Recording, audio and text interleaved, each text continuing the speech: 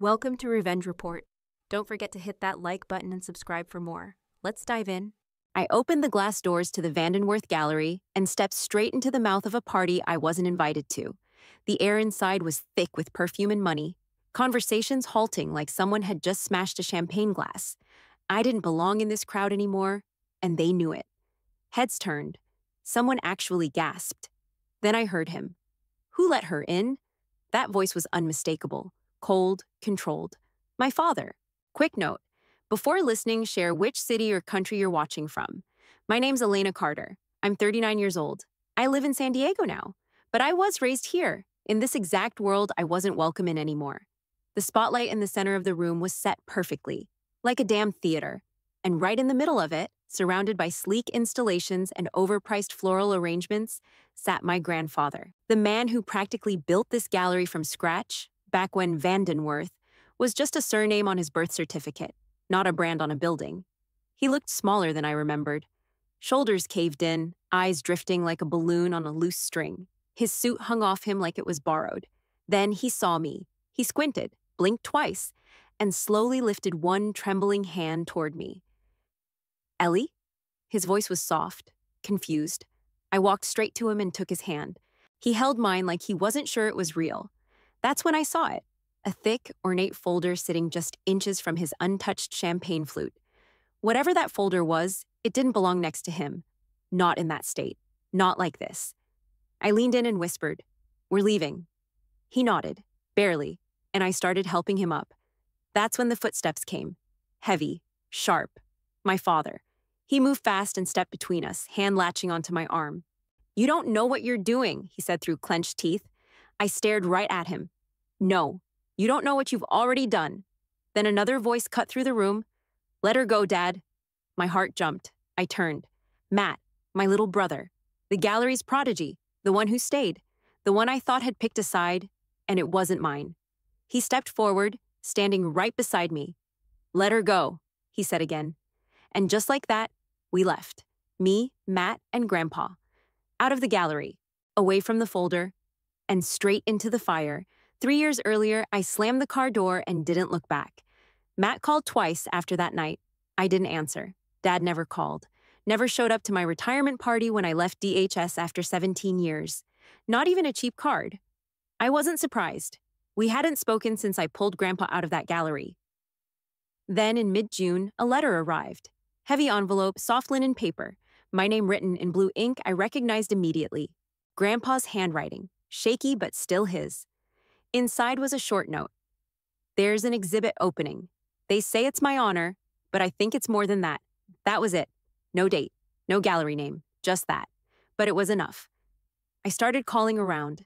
Matt didn't answer. The main Vandenworth number was disconnected. Finally, a guy I knew from a shared DHS Art Crimes Task Force sent me a forwarded invite he got through some donor newsletter. Same place as always. LA, Friday night. Black tie. Open bar. I almost didn't go.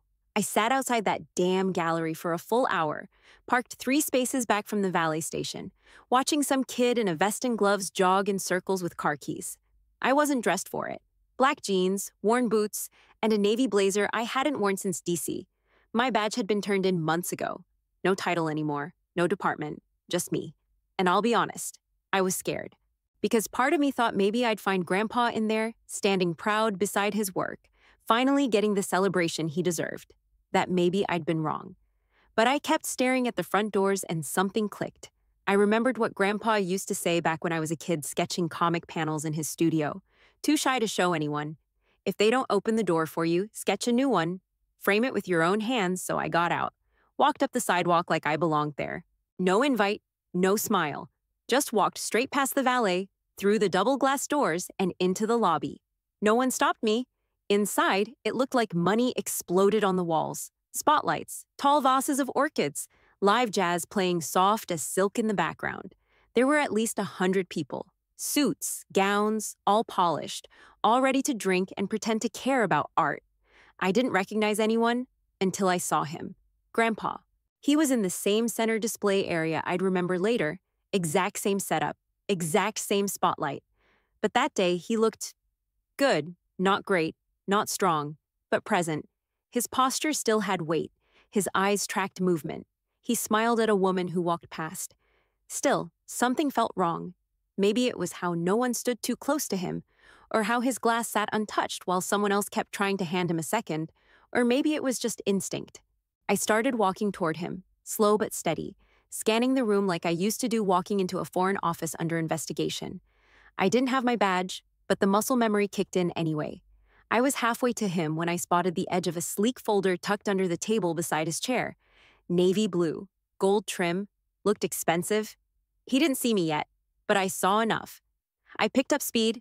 I moved fast, keeping my eyes on Grandpa as I cut through the crowd. No one stopped me. A few turned their heads, maybe recognizing me, maybe just catching the scent of trouble. I didn't care. When I reached him, he was slouched slightly in the chair beneath a twisted metal sculpture, something modern and cold hanging above him like a claw. The spotlight hit him dead on. It made his skin look thinner, almost gray. He blinked up at me, slow. "Elena?" His voice was faint, like he hadn't spoken in hours. "Hey, Grandpa," I said, crouching beside him. His hand twitched on the armrest. I placed mine on his gently. It was cold and dry. The jazz trio kept playing, something smooth. Nobody nearby even glanced over. His water glass sat near his elbow, the rim still full, sweat sliding down the side. His champagne hadn't been touched, but next to that flute was what I'd seen from across the room, a sleek blue binder with thick gold trim, monogrammed.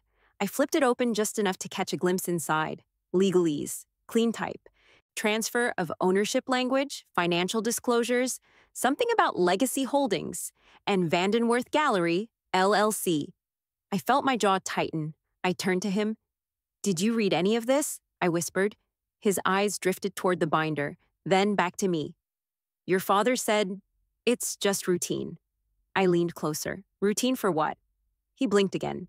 "Said it's just some updates. Papers for the gallery. Said they'd help me relax first. Something for the nerves." His words were slurred, not drunk. "Off!" My gut twisted. I scanned the room again, sharper this time. People sipped cocktails, laughed quietly, posed for photos near sculptures they didn't understand. Then I saw him, near the refreshments table, hovering, not holding a drink, not talking to anyone. Late 40s, slick hair, cheap suit. I knew that face. Rick Landon.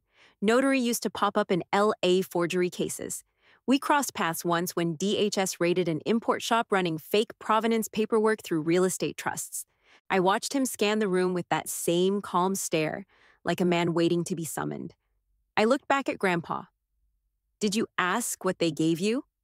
He shook his head. Slow. "No, it was in a little cup.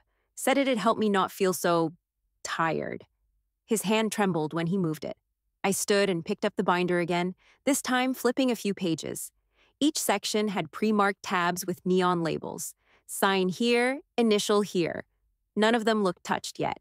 Buried in the middle, I found the gold. A full-page transfer of ownership from Franklin Vandenworth to a new LLC. Owners listed, Carter Van Denworth and Matthew Van Denworth. I stared at the names for a second longer than I should have. I turned and looked for Matt. Nowhere. I looked back at Grandpa. His gaze was starting to drift again. I leaned in and whispered, "Don't sign anything." "Not tonight." He blinked, unfocused. "It's just routine." "No," I said sharper this time. "It's not." I closed the binder and slid it back beside the champagne. Then I scanned for my father, and just like that, there he was, shaking hands with donors, laughing like nothing in the world was wrong, like he didn't have a half-drugged old man sitting under a sculpture with a loaded contract beside him. I knew that laugh. Practiced, public, empty. I took a step back from Grandpa and pulled out my phone. I didn't call anyone. Not yet. I just opened the camera, snapped a photo of the folder, then zoomed in and took one of the signature page. The notary caught my eye just as I hit save. We stared at each other. He knew who I was now. Good. The notary didn't move, but I saw the shift in his expression. Recognition, maybe guilt, maybe calculation. I stepped back from the sculpture, heart racing, every nerve suddenly wide awake. That binder wasn't new. It was a setup, carefully staged, and the only reason Grandpa hadn't signed yet was because he hadn't been fully steered toward the dotted line. But that wasn't the first time I felt something off. Couple months earlier, I'd stopped by Grandpa's old studio up in Altadena, just to check on it. Place had been locked up, dusty. Mail piling by the front door. I was walking back to my car when I heard her voice. "Elena?" I turned. It was Mrs. Felsen lived 2 doors down. We used to rake her leaves when we were kids. Same cardigan, same foam rollers, but her eyes were sharp. "I didn't know you were back," she said. "I'm not." Just passing through, she nodded, looked past me toward the house. He left so suddenly. One day he was painting out back like always. The next, poof. Gone. I stepped closer. "Did anyone say why?" "Some men came. I assumed they were family, but they weren't friendly." She hesitated. "They moved him out the same day the nurse got fired." "Nurse?" "Emily, young woman. She was good to him. Brought him flowers from the market. She cried when she left, said they didn't like her asking questions." My stomach dropped. "What kind of questions?" "She said his pills had changed." Different bottles. She'd been keeping a little notebook. Then one morning, she was just gone. I thanked her, got back in the car, and sat with that for a few seconds. Then I did what I used to do in the field. I tracked Emily down. Took me 3 days. Found her working a night shift at a rehab center in Glendale. I waited in the parking lot until she clocked out, then introduced myself. Her eyes narrowed at first. Then she exhaled like someone finally showing a bruise. "They told me to stop checking his meds," she said. "Switched his pharmacy. I wasn't allowed to contact his doctor anymore." "Who told you that?" "Some guy who said he was managing his estate." Real smooth. Claimed the family was simplifying things. She told me the last week she worked there, Grandpa seemed out of it. Slurred words, long naps in the middle of the day, and blank stares where there used to be sketches. "That wasn't him," she said. "Something was wrong." I offered to pay her for any notes she had. She refused, said it wasn't about money. I was scared, she admitted. Still am. A week later, I got the envelope. No return address, just my name written in neat cursive. Inside, a stack of legal drafts, all unsigned. Title pages referencing gallery restructuring, estate amendments, transfer agreements. Every signature line left blank. Tucked inside was a single sticky note. "Please read these." I'm losing track. That handwriting? Definitely Grandpa's. It wasn't shaky like the letter he'd sent. It was rushed, almost desperate. I laid those papers out on my kitchen table and studied every paragraph. There were references to entities I didn't recognize. New LLCS, real estate transfers, and gallery asset redirection. One name came up again and again, Carter Van Denworth. My father. The note kept repeating in my head, "I'm losing track." Not lost, losing. As in, right now. As in, help me. I stayed up all night cross-referencing every document. My hands kept shaking. This wasn't confusion. It was a strategy, a slow erasure. Legal, quiet, clean. And that was the night I decided, next time they tried to pull something in public, I'd be standing there. The note, the slurred words, the folder, it all hit at once. And now that I knew what I was looking for, the gallery looked different. The guests weren't here for Grandpa. They weren't even really watching him. They were watching the binder, watching the notary. He'd moved in closer now, like a vulture. Folder open on his lap. Signature tab flipped out in neon pink. Pen already uncapped. I looked down at Grandpa. He'd picked up the water glass but hadn't taken a sip. His hand was trembling, so I took it from him and set it aside. Then I saw the wine glass again, red, full, untouched. "You didn't drink this, right?" I asked. He shook his head slowly. "Don't like the taste." "Good," I said, sliding it out of reach. I crouched down in front of him. "What was the name of the pill they gave you earlier?" His brow folded in on itself. He stared past me, searching. I don't remember. Something with an L?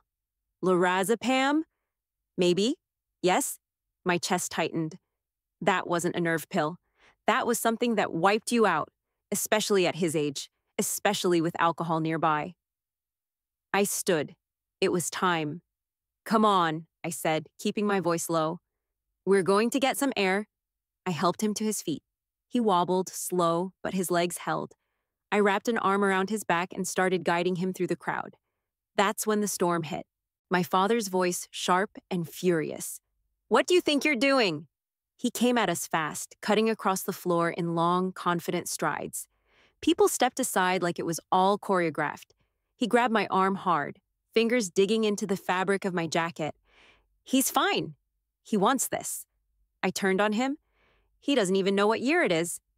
That hit. For a second, his face cracked, but only for a second. He's been consulted. We've had meetings. This is legal, Elena. You drugged him, Carter, I said, loud enough for the people closest to us to hear. You parked a notary next to him like a damn trap. The notary froze, folders still open. Let her go, Dad. The voice came from behind me. Matt. He stepped forward, hands up, calm but firm. She's right. Let them go. My father's grip faltered. Matt came to my side and gently took Grandpa's other arm. We've got him. The room fell silent. You could hear the jazz trio stall mid-note. You could hear forks clinking on plates 20 feet away. Matt, don't do this, Dad said. His voice dropped, quiet and deadly. I'm not letting him sign anything, Matt said. Not tonight. Not like this. We started moving again. I felt Grandpa lean against us, his weight getting heavier, but he was walking. As we passed the notary, I stared him down. He looked away first. Nobody said a word, not even Dad. We stepped out into the night. The air was cooler than I expected, crisp, real. The valet looked confused, holding someone's keys halfway in the air. I waved him off. We're good. Matt helped ease Grandpa into the back seat of my car. I shut the door and turned to him. You sure about this? I asked. He nodded. I should have said something sooner. I didn't argue. We didn't have time for that now. I got behind the wheel. Matt jumped in beside me. We pulled away from the gallery, away from the lights, the money, the lies, and straight into the fallout. We drove straight down the 101. No music, no talking. Just headlights and rubber and silence. Matt kept looking back at Grandpa every few minutes, but I didn't. I was too locked in. On the road, on the timing, on the next move. I knew where we were going before I even pulled out of the lot. A private clinic in Pasadena, tied to veteran services. Low profile, no waiting rooms packed with suits, no clipboard politics. One of the doctors owed me a favor from a joint case years ago. A fraud out of San Bernardino. I called ahead, said one word. Urgent. We pulled into the lot just before 9. A nurse met us at the curb with a wheelchair. No questions, no delay. Grandpa didn't say much, just let them move him. Eyes half shut, hands still. Matt signed him in while I spoke to the attending. Dr. Ramirez, mid-40s, tough as hell. Sharp eyes. I gave him the short version. Suspected over-medication. Possible elder coercion. 10 minutes later, they had blood drawn. 15 after that, the doctor walked into the hall holding the chart. Lorazepam, he said. High dosage. Way above therapeutic level for someone his age. I glanced at Matt. Mixed with alcohol? The doc nodded. Could have shut down his respiratory system. It's not just dangerous, it's intentional. Intentional how? I asked. He lowered his voice. This wasn't accidental. It was meant to dull, not calm. Whoever gave this to him wasn't trying to treat anything. They were trying to slow him down. Blur him, I felt it in my spine. Can I talk to him? I asked. Ramirez nodded. He's coherent? Drowsy but awake, I stepped into the room. Grandpa lay in the bed, hooked up to an IV. He turned his head slowly toward me when I walked in. Elena, he said soft. You came. I pulled the chair up close. Yeah, I came. I didn't waste time. Grandpa, did you take those pills willingly? Did someone explain what they were? He blinked a few times, struggling to hold my gaze. I don't remember. Did you ask? I think I trusted them. Carter said they'd help me stay calm, so I'd be sharp for the gallery. But everything felt wrong. Fuzzy. His hand trembled on the blanket. I grabbed it. You're safe now, I said. But in my head, things started snapping together fast. The staged setup, the hovering notary, the folder ready to sign, the quiet firing of the caregiver, the move out of his own home, the change in prescriptions. This wasn't just exploitation. This wasn't some greedy power grab. It was almost a legal wipeout. Wipe the memory, wipe the signature, wipe the man, then collect what was left. Not if I had anything to say about it. I stepped out of Grandpa's room and didn't wait to catch my breath. I was done reacting. I called Tori Delgado. She was a DHS contact from my early days in enforcement, sharp as hell, no time for niceties, and the reason 2 art laundering rings went belly up before they could dump assets overseas. She picked up on the second ring. Elena. Thought you were retired. I am, I said, but someone's trying to legally erase my grandfather. Where? Pasadena, gallery tied to his name. Documents, drugs, and a notary ready to cash in. There was a pause. Then, you want my team? I want proof. 2 days later, I met her in a glass-walled conference room inside a private investigation firm off Wilshire. She brought 2 forensics experts, one digital, one handwriting. We spread out everything I had. The unsigned legal drafts from the envelope, the photos I'd snapped of the blue binder at the gallery, plus old legal filings from when the gallery was first incorporated. We started with the signatures. The handwriting analyst held up 2 pages. These aren't the same hand. One's authentic. The other's a traced overlay. Traced? I asked. Digitally lifted, printed, then re-inked. It's lazy. Next, the digital guy scrubbed the binder photo I'd taken, isolating metadata and looking for watermarks. This document was pre-filled with property transfer language 6 months ago, he said, pointing to an internal timestamp on the PDF version. That means this wasn't created last week for legal updates. It was waiting. Matt showed up around noon. He looked wrecked, hadn't slept, hadn't shaved. But he was holding something in his hand, a flash drive. He slid it across the table. I started recording things months ago, he said. Thought maybe I was being paranoid. Thought maybe I was just being left out. We plugged it in. The first audio clip started with background clinking, maybe whiskey glasses, maybe dishes, and then my father's voice, clear and casual. Don't overthink it, Dad. Just relax and sign. Ellie won't understand this stuff anyway. Then Grandpa's voice, slow and hesitant. Shouldn't we talk to her first? My father again. She's not involved. This is family business. You trust me, right? Tori's face didn't move. She just hit play on the next file. This LLC is temporary, my father said. It's just to protect the assets. The foundation doesn't need to know, and the house? Already handled. We'll shift title after this last form. They won't even see it. Matt sat back in his chair and rubbed his eyes. I didn't know what to do with this before. But now? Now, I said. We bury him with it. Tori leaned in. I've got what I need for an injunction. But this is going beyond forgery. This is elder abuse, financial fraud, wire transfers if any of this money moved offshore. Oh, it moved, Matt said. He reached into his bag and pulled out printed transaction logs. 3 shell companies, one's based in Nevada, one in Delaware. Third one routes to the Caymans. I scanned the papers. Each transfer was tucked inside a property sale or consulting fee, over $1 million in total. Jesus, I muttered. Tori nodded once. We'll file today. Court order to freeze all accounts and block further transfers.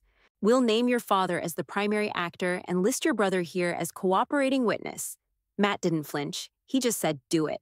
And that's when I knew. This wasn't about repairing anything. It was about dragging every buried piece of truth into daylight.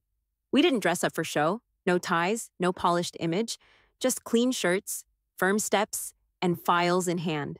Matt parked out front and helped Grandpa out of the car. He moved slow, leaning hard on his cane, but his eyes were sharp, fully present. We walked into that courtroom like a wall. My father was already there, front row with his attorney, some stiff in a gray suit who didn't bother looking at us when we walked past. Dad glanced up, just enough to smirk. Like none of it mattered. I didn't look away. The judge came in. Female, early 60s, sharp glasses, clipped voice. She didn't waste time. Let's begin. The DA started with the financials, showed the timeline of asset transfers, shell company filings, and sudden withdrawals tied to overseas wires. Then came the transaction records, real estate flips, LLC registrations, and a paper trail that led right to my father's signature. Every detail clicked. No confusion, no ambiguity. Then our lawyer stood up. I'd like to submit audio evidence, she said, and nodded to the clerk. The room went silent except for the playback. My father's voice filled the courtroom. Just relax and sign. Ellie won't understand this stuff anyway. Matt didn't move. Grandpa stared straight ahead. The house is already handled. They won't even see it. The judge held up a hand. That's enough. She turned to my father. Do you have any response? His lawyer stood. My client acted within legal authority granted by medical proxy. Mr. Van Denworth was coerced, the judge cut in, or chemically manipulated, based on what I've read in the physician's report. Your client's authority ends now. She tapped her gavel once. Effective immediately, all asset transfers are frozen. Medical proxy is revoked.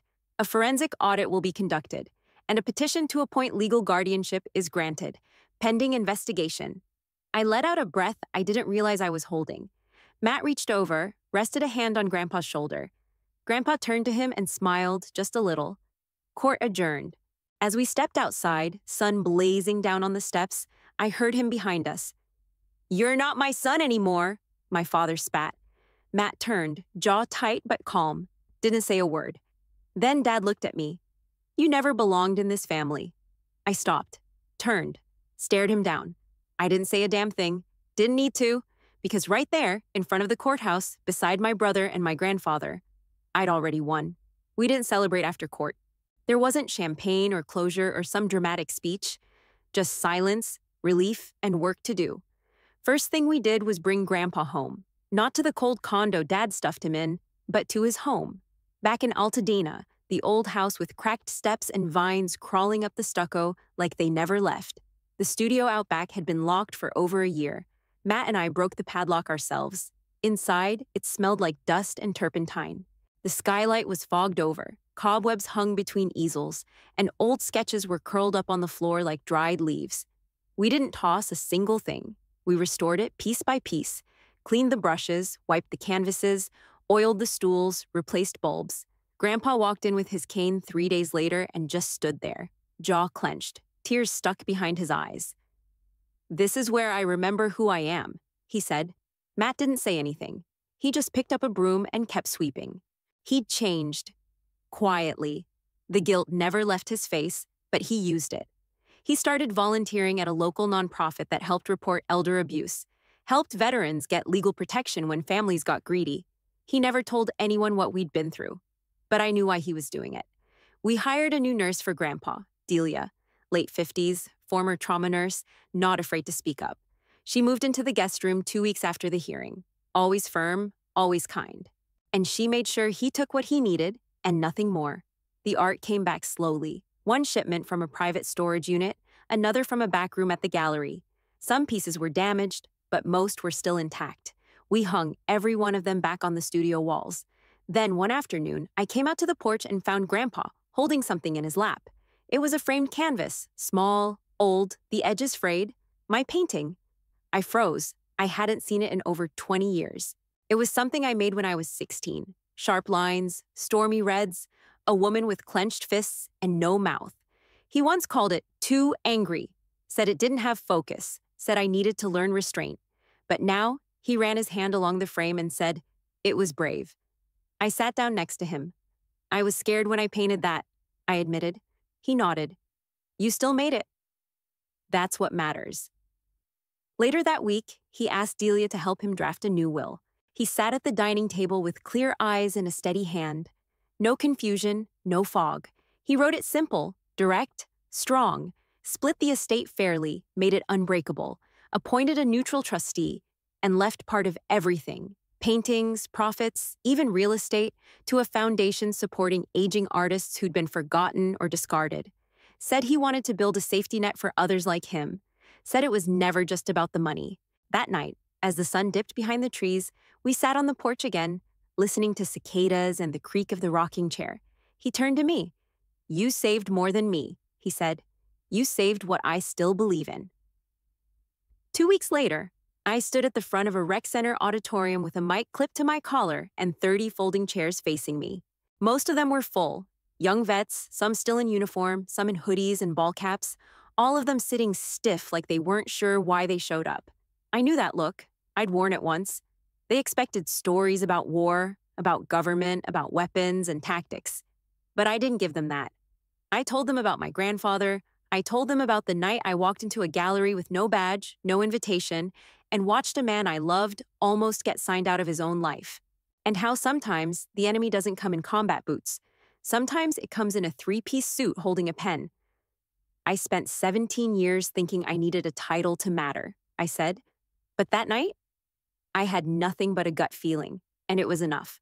A few heads nodded. Most stayed still, but they were listening. When it ended, I stepped off stage and packed up my notes. A young woman in a tan jacket came up to me, mid-20s, sharp eyes, quiet voice. "How do you know when to act?" she asked. I didn't hesitate. "When silence feels more dangerous than speaking," I said. She nodded slowly, didn't say anything else, just walked away like she was thinking hard. Later that night, I was home on the porch when my phone buzzed. A photo from Matt, Grandpa in the studio, brush in hand, smiling, focused. The canvas in front of him, half finished, showed a lake surrounded by pines, blue water, calm sky. It wasn't his usual style. It was simpler, softer. He looked alive. I stared at that photo for a long time. This is what fighting for someone looks like, I thought. Not with guns, not with law, with presence, with not leaving, with showing up when it matters most. Some legacies don't need justice. They just need you to stay,